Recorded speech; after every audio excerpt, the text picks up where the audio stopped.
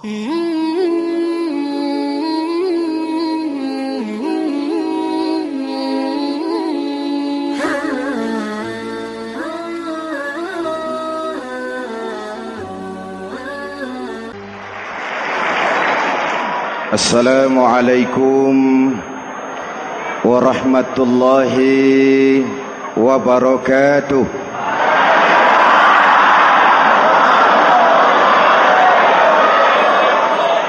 Alhamdulillahi rabbil alamin, wassalatu wassalamu ala ashrafil mursalin, sayyidina wa maulana Muhammadin wa ala alihi wa sahbihi ajmain, amma ba'du.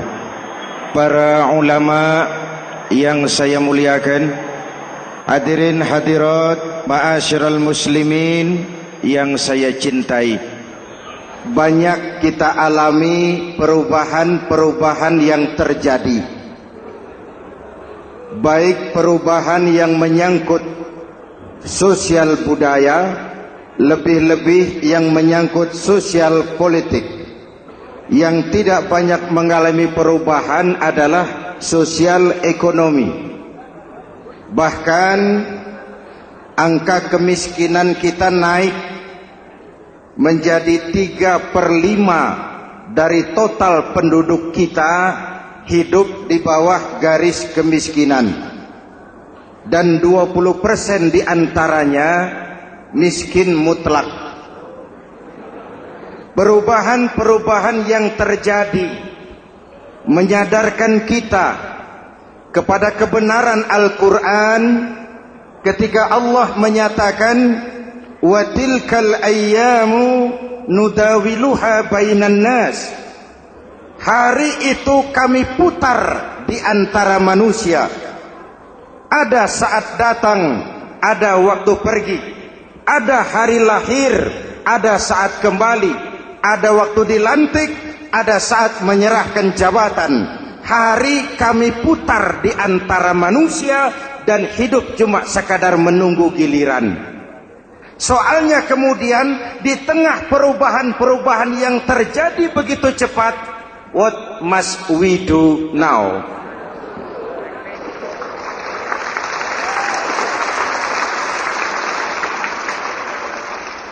Saya juga nggak ngerti itu. Yang penting kan penampilan. Saudara-saudara kaum muslimin di seluruh tanah air, jadi pemimpin adalah pelayan bagi orang yang dipimpinnya. Okelah, perbaikan ekonomi, pembukaan lapangan kerja baru kita serahkan kepada pemerintah, karena kita percaya mereka orang-orang terpilih belaka yang dipilih dengan kepercayaan akan mampu membawa rakyat keluar dari kesulitan. Amin. Tugas kita sekarang di zaman susah meluruskan akidah. Jangan sampai mbah dukun yang naik ke permukaan. Betul? Islam misinya yang pertama membebaskan manusia dari kemusyrikan. 13 tahun Rasul berjuang di Makkah, menanamkan akidah, meluruskan keyakinan, membentuk iman. 13 tahun membebaskan manusia dari belenggu kemusyrikan. 13 tahun menanamkan la ilaha illallah Muhammadur Rasul dengan seluruh konsekuensinya. Kalau saya yakin tidak ada Tuhan selain Allah, saya tidak akan minta tolong kecuali hanya kepada Allah. Saya tidak akan pernah takut kecuali hanya kepada Allah. Saya tidak akan menggantungkan hidup kecuali hanya kepada Allah. Saya tidak akan minta rizki kecuali hanya kepada Allah. Saya tidak akan melarikan persoalan kecuali hanya kepada Allah. Kalau konsekuen dengan keyakinan ini, mbah dukun nggak dapat tempat.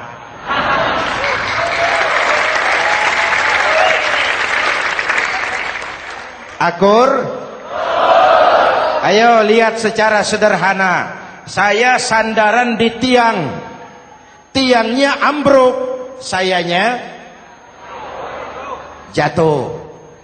Saya sandaran di tembok, temboknya runtuh, saya juga runtuh. Saya sandaran kepada orang kaya, dia jatuh miskin, saya bangkrut. Saya sandaran kepada jenderal, dia pensiun, saya selesai.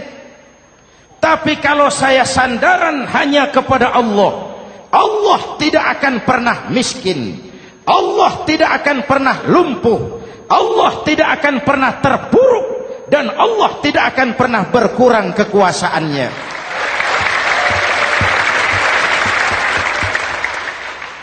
Maka umat Islam, sesulit apapun zaman yang kita hadapi, Allah juga tempat kita bersandar. Jelas?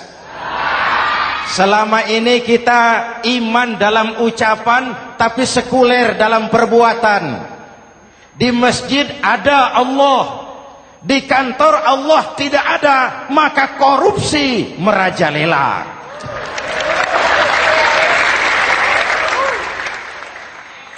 Di masjid ada Allah, di pasar Allah tidak ada, maka timbangan tetap curang. Kita iman dalam ucapan, tapi sekuler dalam perbuatan. Oleh karena itu, sesulit apapun zaman yang kita hadapi, iman jugalah pegangan kita, Allah juga tempat kita bersandar. Boleh zaman berubah, akidah jangan sampai goyah. Karena iman kita hidup, untuk iman kita berjuang, dan dalam iman kita ingin kembali menghadap Allah Subhanahu. Selama ini manusia Indonesia kita lebih banyak diisi otaknya, hati sering kosong, agama dangkal, akidah rapuh, moral rendah. Memang kemudian muncul banyak orang-orang pintar, cuma sayang tidak benar. Indonesia kita bangkrut, Indonesia kita terpuruk, Indonesia kita sakit parah kalau diurus orang yang cuma pintar tapi tidak benar. Kita perlu orang-orang pintar, tapi kita lebih perlu orang benar. Jelas? Kalau cuma pintar tapi tidak benar, itu yang sering saya sampaikan, nanti disuruh ngurus beras malah nimbun beras.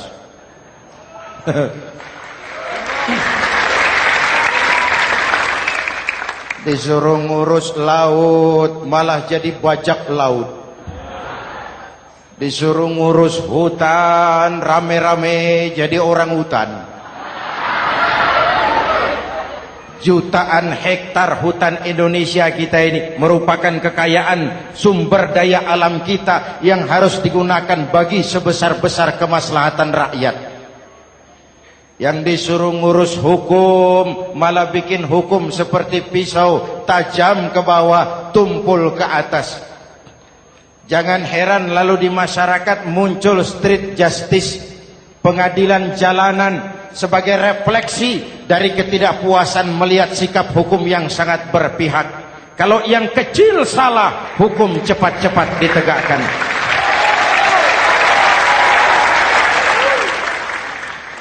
Lihat saja sekarang ini kalau orang terkenal, banyak uang, punya masalah, antri yang bela. Betul? Tapi saudara lihat si Marsinah di Jawa Timur, si Sengkon dan Karta di Jawa Barat, si Udin Bernas wartawan Jogja, terseok-seok mencari keadilan, sampai hari ini urusannya masih remeng-remeng. Kenapa bisa begitu? Jawabannya sederhana, tidak ada fulus. Ada fulus mulus, tidak ada fulus manfus. Betul? Jangan sampai para penegak hukum kita terjebak pada lagu baru, maju tak gentar, membela yang bayar. Biar bertentangan dengan nurani, biar bertentangan dengan public opini, biar bertentangan dengan rasa keadilan. Siapa yang bayar, itulah majikan. Mau benar atau salah, belain terus. Kalau seperti inilah hukum kita, mafioso keadilan akan tetap gentayangan. Hadirin yang saya hormati, 13 tahun beliau berjuang di Mekah, meluruskan keyakinan, memantapkan akidah, meneguhkan iman. Dari situ segalanya dimulai, dan ke situ segalanya akan menuju. Intan paling mahal, mutiara paling berharga, tidak lain adalah nilai-nilai keimanan. Kalau itu sudah tergadai, apalagi yang bisa kita banggakan dalam kehidupan ini?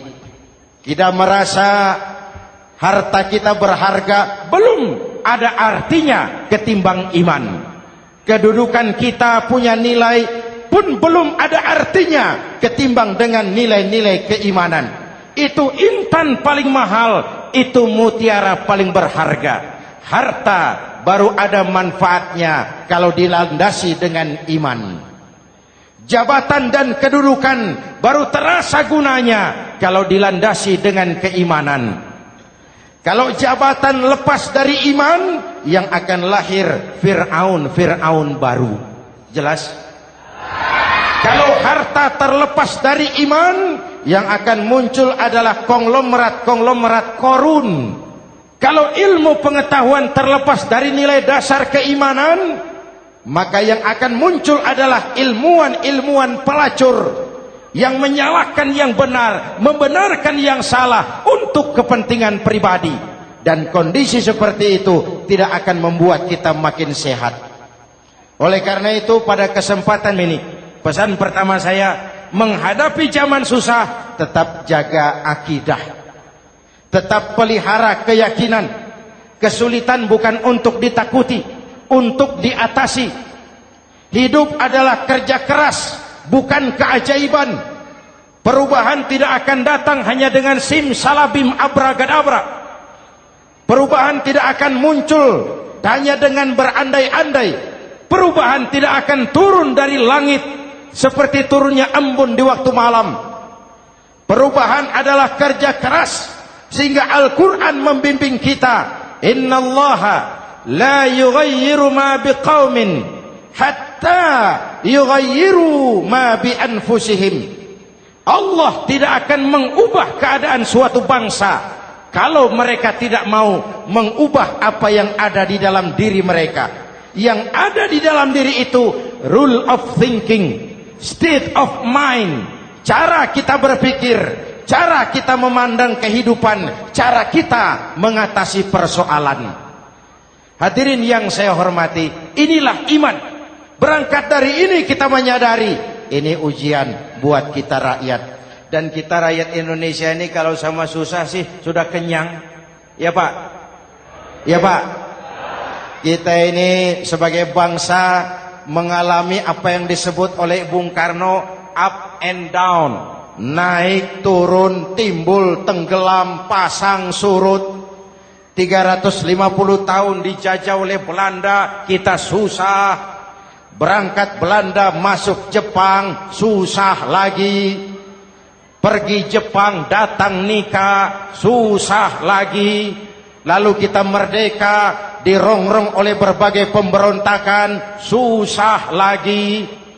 Makan bulgur, antri minyak. Lalu PKI berontak, susah lagi.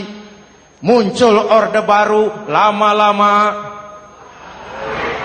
susah lagi.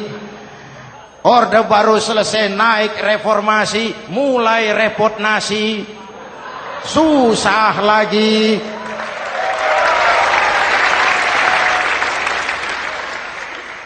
Kalau susah kita ini sudah akrab, sudah intim. Mestinya kalau sudah susah seperti itu, jangan salah sikap menyikapi kesusahan. Jangan sampai kita potong kompas, ambil jalan pintas, terjebak menghalalkan segala cara. Itu tidak akan menguntungkan, itu tidak akan menyelesaikan. Kalaupun selesai, nampaknya penyelesaian sesaat, dan penyelesaian sesaat bukan penyelesaian yang sebenarnya. Karena itu tetaplah dalam koridor keimanan. Boleh zaman berubah, akidah jangan sampai goyah. Silahkan masa berganti, tapi keyakinan jangan mati. Sekali la ilaha illallah, sampai tetes darah paling penghabisan, tetap la ilaha illallah. Sanggup? 3 orang. Sanggup? 21. Sanggup? Kalau sanggup kita harus konsekuen.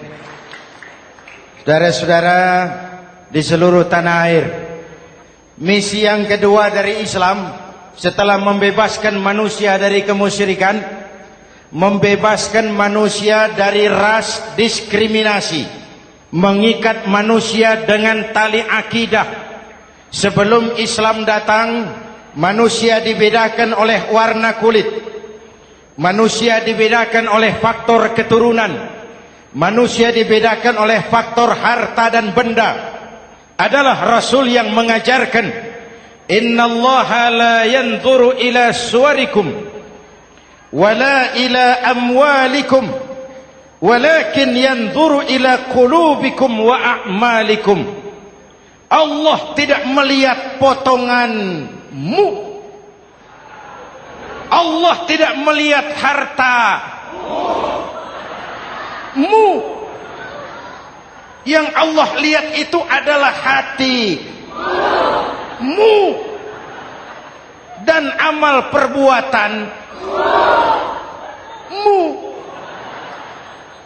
Jauh sebelum Amerika teriak-teriak membanggakan apa yang mereka sebut sebagai Declaration of Independence, Nabi sudah mengajarkan kepada kita semua, An-nas kulluhum li Adam wa Adam min turab, la fadla li Arabiyyin ala ujamiyyin illa bittaqwa.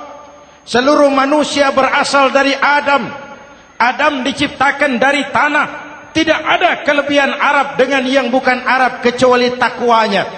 Jauh sebelum Amerika mencanangkan bahwa semua manusia dilahirkan sama, that all men are created equal. Jauh sebelum itu Islam sudah membebaskan manusia dari ras diskriminasi. Apa dalam konteks kekinian menghadapi zaman susah tetap jaga kerukunan? Ya Pak, ya Bu, oi Bu, menghadapi zaman susah tetap jaga kerukunan, baik antar umat seagama, antar umat beragama, maupun antar umat beragama dengan pemerintah. Menjaga kerukunan, jangan saling sikat sikut di antara kita.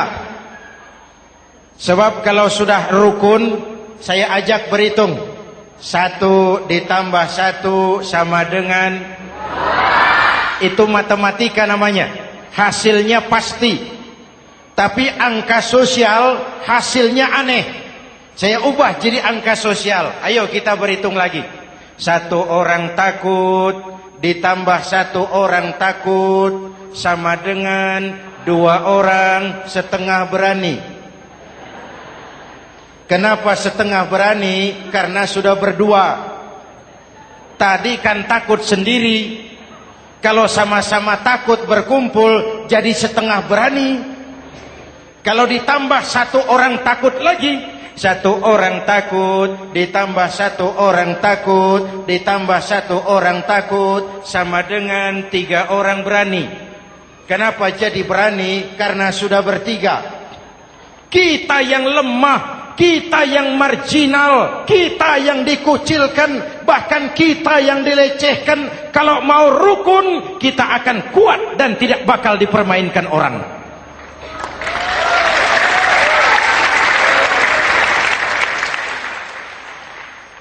Tapi kalau rukunnya yang satu mau menikam yang lain, saya ajak berhitung lagi. Yuk berhitung yuk. 1 ekor ayam ditambah 1 ekor musang sama dengan 1 ekor musang. Kemana ayamnya? Dimakan musang. Betul nggak nih hitungan? Ayo kita hitung lagi. 1 ekor ayam ditambah 1 ekor musang sama dengan 1 ekor musang. Kemana ayamnya? Dimakan musang. Jadi kalau kita suka kumpul dengan orang yang mau makan kita, selesailah kita.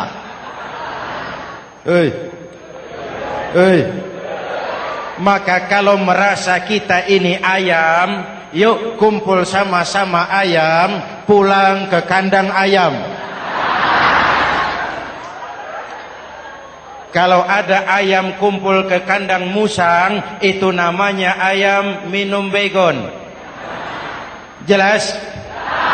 Menjaga kerukunan. Pertama, antar umat seagama, sesama muslim harus saling menjaga, harus saling memelihara.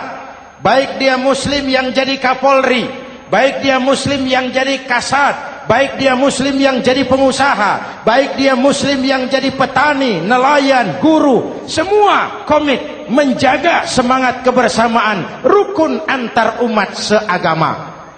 Jelas? Jelas? Hadirin yang saya hormati, atas dasar itu saya ingatkan kembali, kita semua ingin persoalan terorisme dilepaskan kaitannya dari agama manapun. Tidak ada kaitannya terorisme dengan Islam, dengan Kristen, dengan Hindu, dengan Buddha.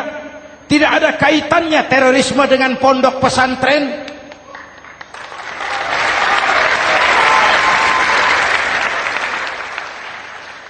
Jangan sampai pesantren jadi kambing hitam. Karena sejak zaman penjajahan, pesantren sudah terbukti memberikan kontribusi bagi perjuangan memerdekakan rakyat Indonesia. Rukun antar umat seagama. Yang kedua, rukun antar umat beragama. Islam ini rahmatan lil. Jangankan manusia walaupun berbeda agama, binatang saja dihormati. Ada hadis, fa iza zabahtum fa ahsinuz zibhata. Kalau kamu menyembelih hewan, sembelihlah dengan cara yang terbaik. Jangan menyembelih ayam dengan pisau tumpul. Itu namanya tidak berperi kebinatangan. Yang kecil lagi, saudara buka babul istinja, makruh buang air kecil di tanah yang berlubang. Sebab apa? Pertama, menjaga kesehatan. Siapa tahu di lubang yang saudara buang air kecil itu ada gas beracun. Kalau tidak, melindungi binatang yang ada di dalam lubang. Siapa tahu di lubang yang saudara buang air kecil itu ada semut sedang rapat membahas terorisme. Apa dosanya lalu mati dikencingi? Ini namanya rahmatan lis semut. Binatang saja dilindungi. Maka perbedaan agama tidak harus menyebabkan kita bertolak belakang. Perbedaan agama bukan alasan untuk saling bermusuhan.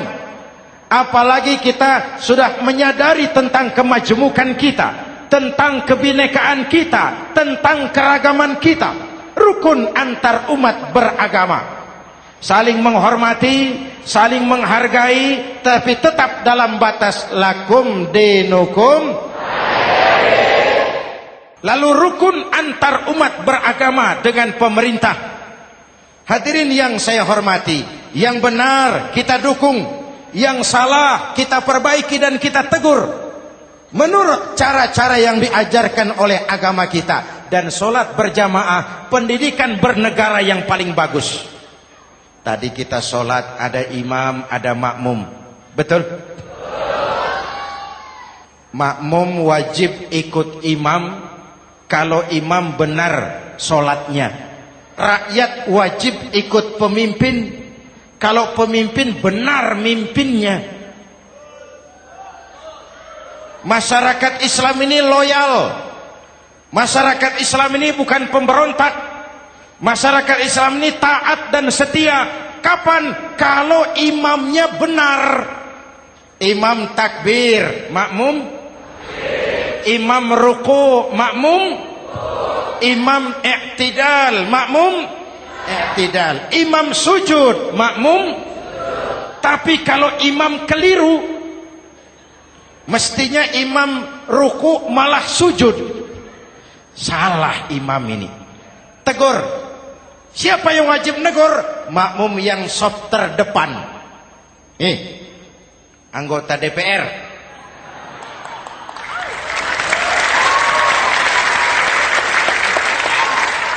Ini wakil-wakil makmum ini, saf di depan ini. Kalau imam keliru mereka paling tahu. Ngomong. Tegur. Bagaimana negurnya? Ada aturan main. Mestinya ruku, imam sujud. Salah ini imam. Subhanallah. Kan begitu negurnya. Betul? Tidak boleh juga imam keliru, makmum emosi. Main pegang. Weh, makmum salah. Hoi, hoi. Kacau sholat. Betul?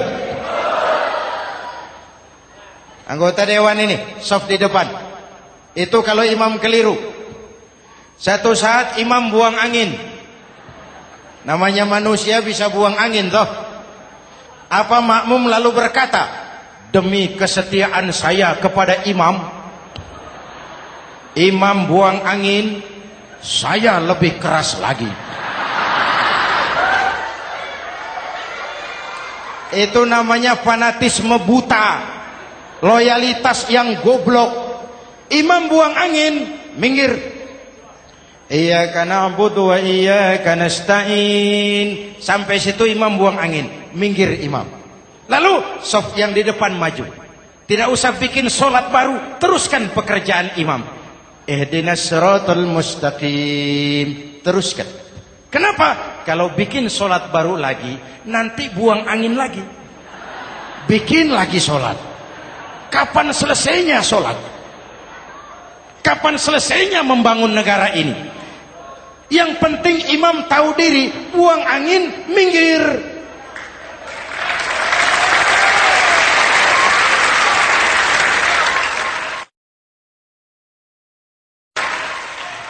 Ini kacaunya sholat berjamaah kita sekarang. Kacaunya negeri kita sekarang. Banyak imam sudah buang angin, gengsi. Diam aja merasa nggak punya salah. Dikasih tahu sama makmum, imam tadi buang angin ya, malah jawab sedikit. Apa kalau sedikit lalu tidak batal sholat itu?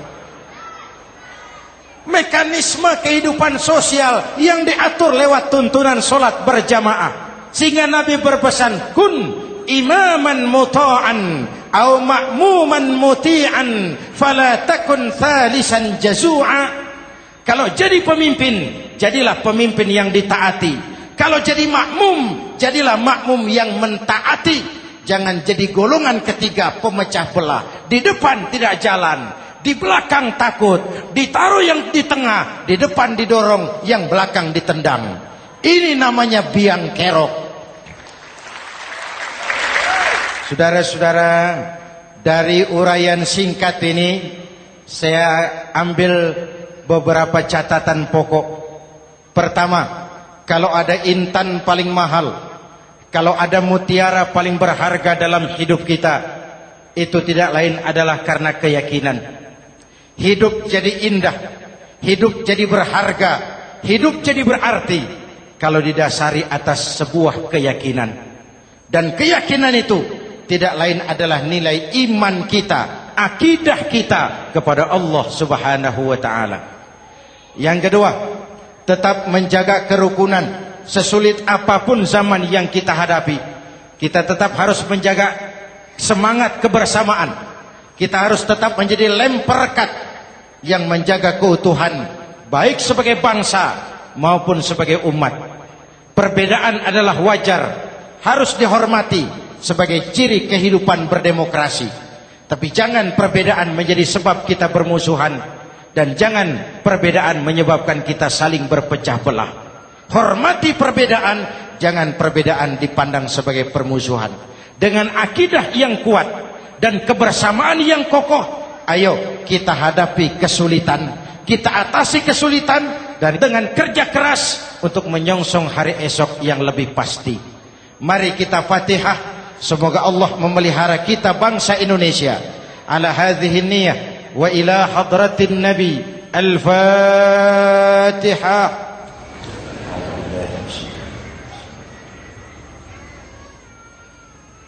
Iyyaka na'budu wa iyyaka nasta'in. Ihdinas siratal mustaqim. Siratal ladzina an'amta 'alaihim. Bismillahirrahmanirrahim. Amin. Alhamdulillahi Rabbil Alamin. Allahumma salli wa sallim mubarak ala Sayyidina Muhammadin wa ala alihi wa sahbihi ajma'in. Allahumma Rabbana taqabbal minna salatana wa siyamana wa qiyamana wa takhashu'ana wa ta'abbudana wa tammim taksirana ya arhamar rahimin. Allahumma aslih man fi salahihi salahul muslimin. Allahumma ahlik man fi halakihi salahul muslimin. Allahumma Rabbana la tu'akhizna in nasina aw akhtana. Rabbana wa la tahmil alaina isran kama hamaltahu ala alladhina min qablina.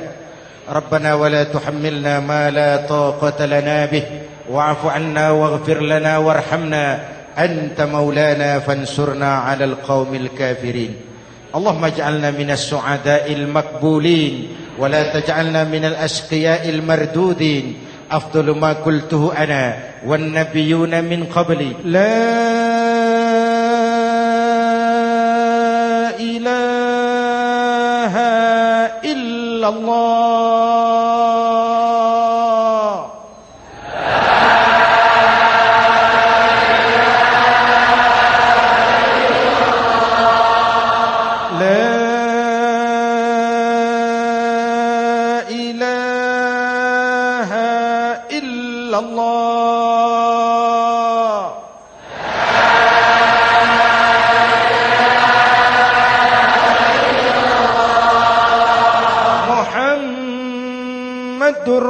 Rasulullah.